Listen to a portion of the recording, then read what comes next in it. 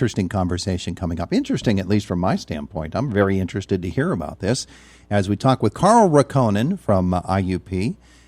Our conversation brought to you by Marcus and Mack, a law firm representing injured people. Carl, very well acquainted with Ed Fry. And yesterday, of course, we had the news on our sports about Ed, the longtime track and field and cross-country coach at IUP, passing away at the age of 80. But also, we celebrated the fact that he was a tremendous presence in the music department at IUP. And Carl, of course, you know him from that standpoint. Good morning.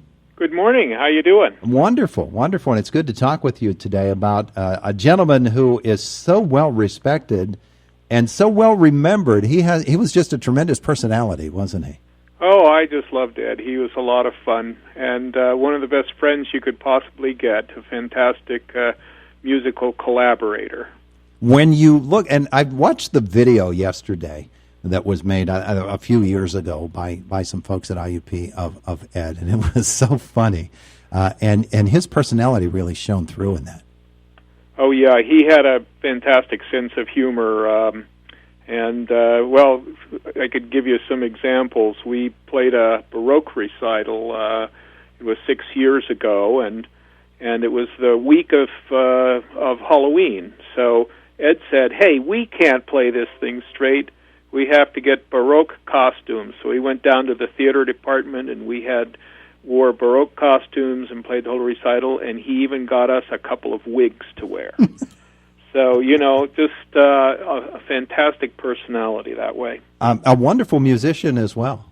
Oh, yes. He is a great pianist and very disciplined. We played 8 recitals together every year from 2008 to 2015.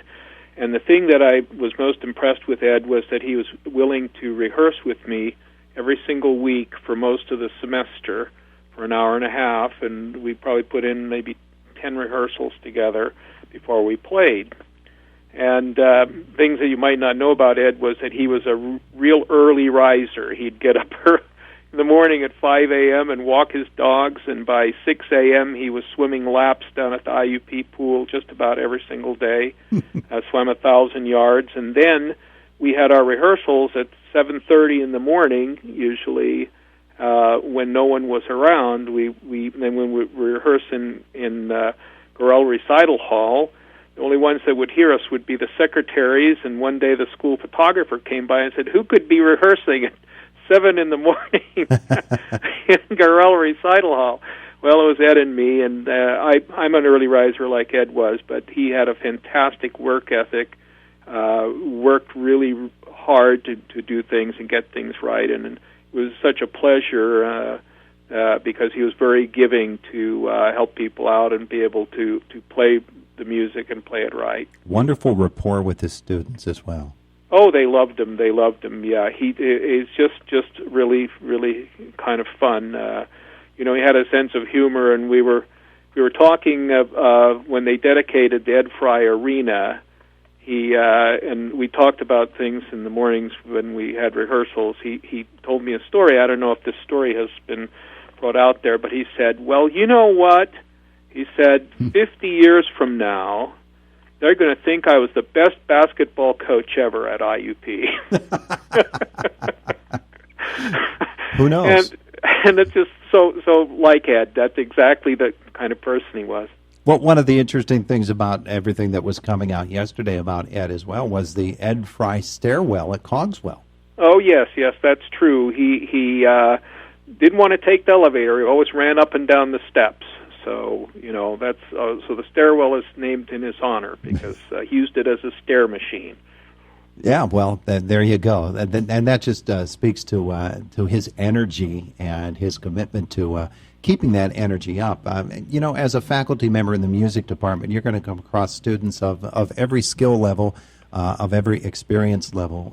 When Ed had a student who maybe wasn't as accomplished as some of the others, I get the impression that he was more than willing to give of his time to make sure that student was able to really meet the goals that were defined for him or her.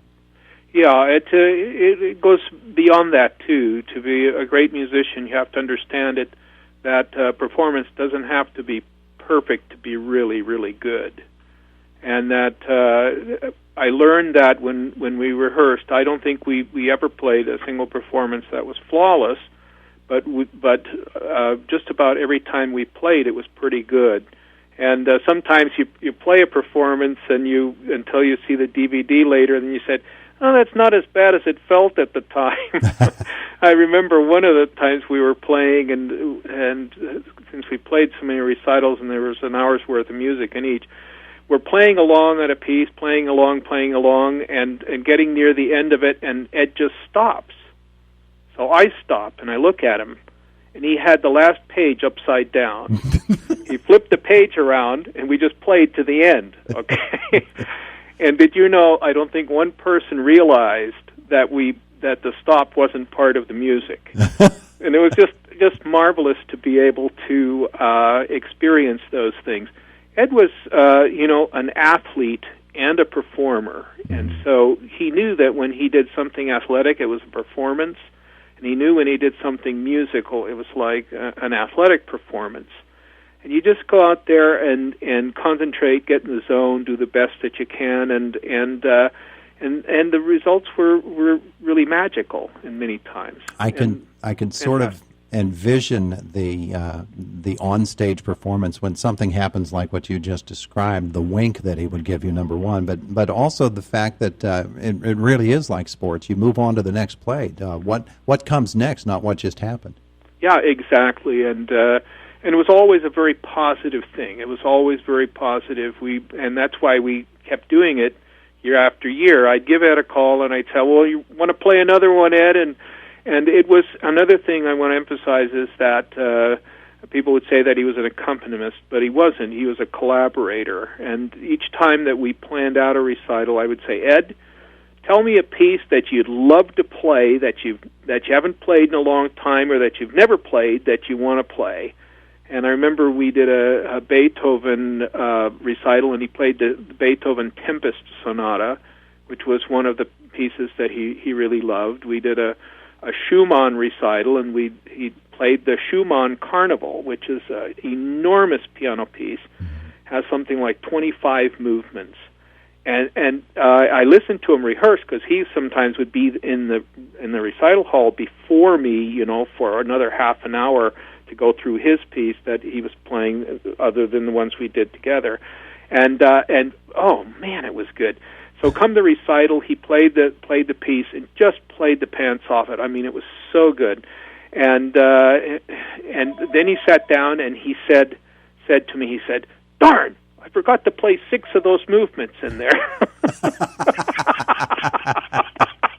So he played the condensed version. I said, "Ed, you should have had a set list up on the piano. Then you remember, to do that." So, it was just an absolute marvelous thing. And let me emphasize this, that he just was the best of friends. Mm-hmm. You couldn't get a better friend that would work with you that way and be able to do those things. He was just marvelous that way. Well, the IUP Athletics Department, of course, will miss Ed Fry, and sounds like the family that is the IUP Music Department will as well. Absolutely. I appreciate your time, Carl. It's been good to share these reflections on Ed Fry, these memories of yours, and I'm sure that they'll come flooding back to you here over the course of the next weeks and months. Yeah, thank you so much, and thank you so much for asking me to share some memories of Ed. He was just a fantastic individual. Wonderful. Have a great day today. Thank you very much. Bye-bye. Bye now. There's Carl Rahkonen from IUP. He is the IUP music librarian, and obviously a big part of that IUP family. It is the voice of Indiana County, WCCS 101.1 FM and AM 1160. And